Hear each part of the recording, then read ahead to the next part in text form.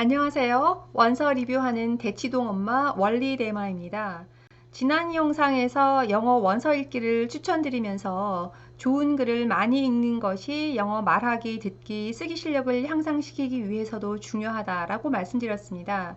이어지는 내용은 원서 읽기를 위한 팁인데요. 이번 영상에서는 그중 먼저 세 가지 팁을 알려드리겠습니다.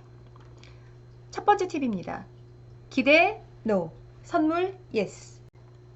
1, 2년 내에 실력이 몇 계단 올라 있을 거라고 기대하지 않기. 그 대신 소소하게 자신에게 선물해 주기입니다.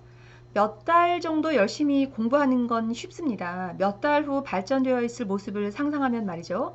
하지만 영어라는 것이 그 몇 달 열심히 한다고 눈에 띄게 실력이 늘지 않아요.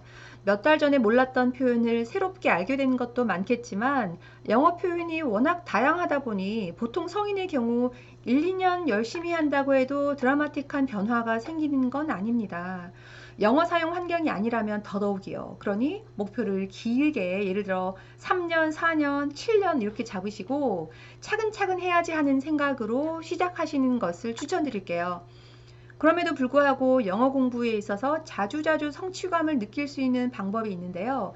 제가 지난번에도 말씀드린 것처럼 영어 원서를 읽으시는 겁니다. 처음에는 영어 공부하는 느낌으로 출발하지만 어느 순간부터는 그냥 책 읽기 하는 느낌을 가지실 거예요.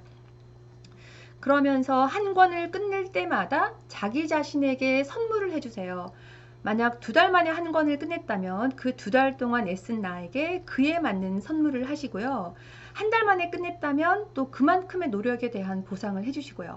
가령 눈독 들이고 있던 작은 액세서리를 산다거나 참고 참았던 고칼로리 초코 케이크를 먹는다거나 말이죠. 만약 보름 만에 한 권을 끝냈다면 선물이 필요 없으실 거예요. 읽기 실력이 향상되어서 빨리 읽었다는 그 만족감이 최고의 보상일 테니까요. 자, 두 번째 팁입니다. 어떤 책부터 시작해 볼까에 대한 팁입니다. 결론부터 말씀드리자면 완전 일상생활용 자기계발서를 추천드립니다. 영어 원서 읽기에 익숙하지 않으신 분들은 먼저 읽기 적당한 쉬운 원서를 잘 고르셔야 하는데요. 쉬운 원서라 하면 흔히 어린이용 이야기책이나 짧은 소설책 생각나시죠? 하지만 어른이 읽기에는 내용이 유치하거나 이야기 구성이 너무 단순한 데다가 사실 그렇게 읽기가 쉽지도 않습니다. 적어도 한국에서 수능이나 토익, 토플, 탭스 위주로 공부하신 분들께는요. 어린이 책에는 온갖 의성어들이나 언어 유희가 나와서 이게 뭐지? 싶고요.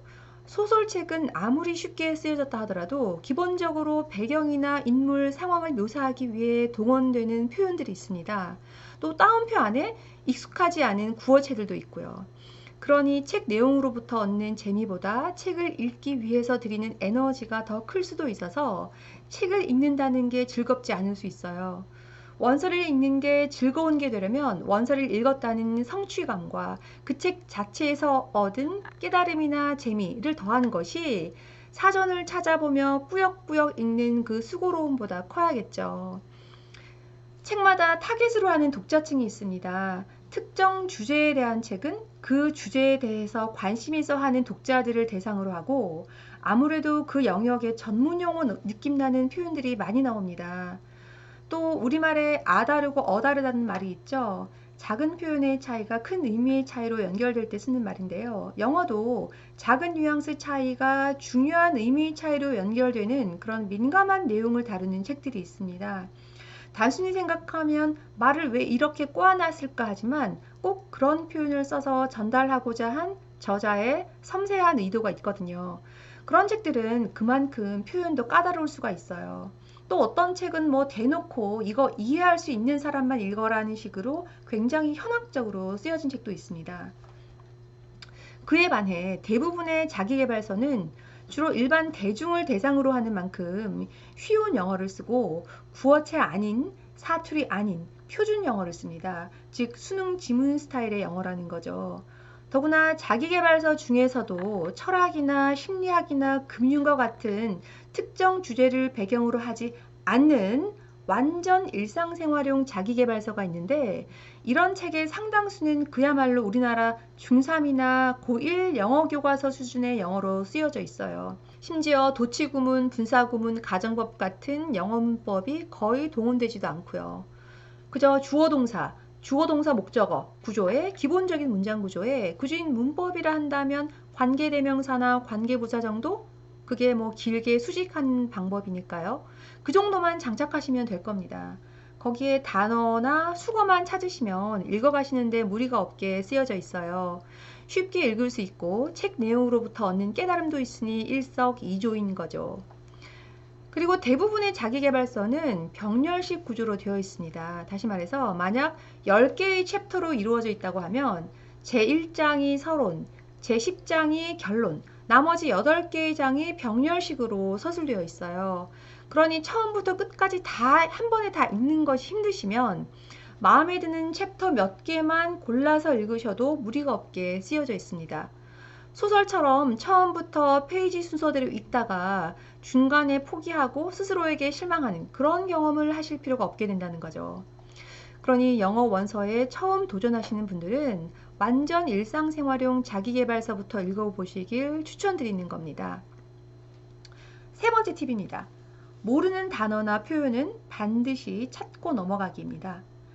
게싱 게임이라고 하죠. 흔히 문맥상으로 그 단어의 뜻을 짐작할 수 있으면 그 단어를 찾지 말고 그냥 넘어가라 라고 조언하기도 하지만 이건 어디까지나 시험 대비용 스킬입니다. 왜냐하면 시험이니까요. 시험에서는 사전을 쓸 수 없으니까요. 그리고 만약 지금 읽고 있는 이 책이 인생의 마지막 원서라면 역시 게싱 게임식으로 단어 뜻을 유추하고 넘어가셔도 됩니다. 그러나 앞으로 10년을 내다보고 원서를 읽으시려는 분들에게 그 방법은 정말 추천드리지 않아요. 본인은 제대로 게싱했다고 생각하지만 완전히 다른 뜻으로 오해하고 넘어갈 수도 있고요. 다음에 그 단어 근처에 모르는 단어가 하나 더 있으면 그 전체를 게싱할 수는 없잖아요. 그리고 그 몰랐던 단어의 뜻을 제대로 유추했다고 가정했을 때 또 어떤 분들은 모르는 단어를 그런 식으로 계속 여러 번 반복해서 마주치다 보면 그 단어가 저절로 외워지지 않을까 하시는 분도 계시는데 물론 그럴 수 있겠죠. 그런데 예를 들어서 바보같이 희죽거리면서 웃는 것을 simple라고 하는데요. 그 단어를 어느 책에서 처음 봤다고 가정했을 때 그 단어를 우연히 다시 마주치려면 책 5권 정도는 읽고 나서일 겁니다. 그러니 확실치 않다고 느껴지는 표현이 나올 때마다 사전을 찾아보는 걸 추천드립니다. 한 페이지엔 모르는 표현이 너무 많이 나오면 그 책은 읽기 수준이 안 맞으니 더 아래 단계의 책을 읽어야 한다고 말씀드리고 싶지만 사실 더 아래 단계, 더 쉬운 영어로 된 매력적인 책을 찾기 힘들 수도 있어요. 그리고 앞으로 10년을 내다보면서 어른의 지적 수준에 맞는 원서를 읽으시려면 처음 몇 권은 좀 지겹도록 사전을 찾을 수밖에 없을 거야 하는 마음을 먹으시는 게 좋을 것 같습니다. 옛날에 알고 있던 단어도 많이 까먹었을 테고 철자를 보면 내가 알고 있는 단어 같은데 뜻이 뭐였지? 내지는 내가 알고 있는 뜻이 아닌 다른 뜻도 또 있나 보네 할 수도 있으니 말이죠. 그리고 모르는 단어들을 문맥상으로 추측만 하고 넘어가면 아무래도 그 부분에 대한 이해가 선명하지 않게 됩니다. 책을 읽으면서 그렇게 애매하게 넘어가는 부분이 계속 쌓이다 보면 어느 순간 이 책이 무슨 말을 하고 있지? 마치 등산을 하다가 길을 잃은 것 같은 느낌이 들 수도 있어요. 무사히 책 마지막 페이지까지 다 읽었다 하더라도 그런 식으로 대충 넘어가는 부분들 때문에 그 책 저자의 메시지가 선명하게 그려지지 않을 수 있습니다. 그만큼 한 권을 끝냈다는 성취감의 크기가 작아질 수밖에 없게 되겠죠. 그러니 시간이 조금 걸리더라도 다음 문장으로 바로 넘어가고 싶더라도 잠깐 멈춰서 몰랐던 단어나 표현을 찾아본 후에 다음 문장으로 넘어가는 걸 추천드립니다. 더 나아가서 한 번씩 써보는 걸 추천드려요. 저 같은 경우는 본문의 그 단어나 표현에 연필로 밑줄을 긋고 한글로 작게 뜻을 써놔요. 그리고 그 페이지 아래 여백에 단어나 표현을 한 번 더 써보는 거죠. 써보는 이유는 그 단어를 기억하기 위해서입니다. 당연히 그렇게 한 번 써보는 것만으로 그 단어를 평생 기억하게 되는 건 아니지만 적어도 기억에 도움을 줍니다. 쓰는데 2초밖에 안 걸립니다. 연필로 쓰는 이유는 그 책을 다 읽은 후에 엄지로 앞에서부터 스르르 페이지를 넘기면서 아래 여백에 써놨던 단어를 한 번씩 훑어보고 지나가는 거예요. 그러다 지우개로 지우고 싶으면 지워도 되고요. 그리고 아무 원서나 쉽게 읽을 수 있는 수준이 되면 좋겠다 싶으시잖아요. 그러려면 읽기 수준을 점점 높여가셔야 하는데 모르는 표현을 찾아보지 않고 문맥으로만 추측만 하고 넘어가면 읽기 수준을 올릴 수가 없습니다. 그러니 쉬운 책 읽으실 때부터 모르는 단어나 표현은 반드시 사전을 찾아보시길 바래요. 글쓰기의 대가 윌리엄 진셀이도 이렇게 말했습니다. If you have any doubt of what a word means, look it up. 모르면 찾아보라 그랬어요. 그리고 심지어 see if it has any meanings you didn't know it had. 거기 품사별 여러 가지 뜻이 나오잖아요. 그 중에 내가 모르고 있었던 게 있나 한번 보고 넘어가시라고요. 처음에는 진심 모르는 단어만 찾아도 시간이 많이 걸리는데 시간이 지나면서 내공이 쌓이게 되면 정말로 몰랐던 단어는 가끔씩만 나오게 됩니다. 그러면 그때는 약간 의심스럽다?